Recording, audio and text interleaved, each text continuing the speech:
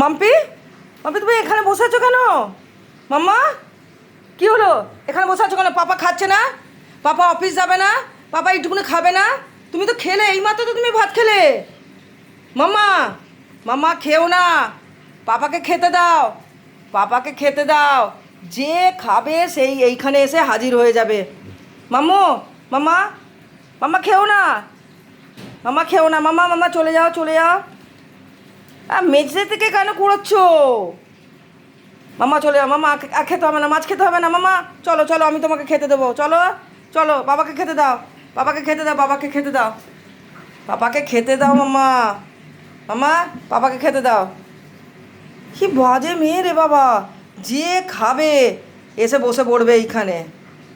একদম বাজে মেয়ে হয়ে যাচ্ছে, দিন দিন মাম্মা বাজে হয়ে যাচ্ছে। আমি দাদাকে ডাকছি, দাঁড়া তো।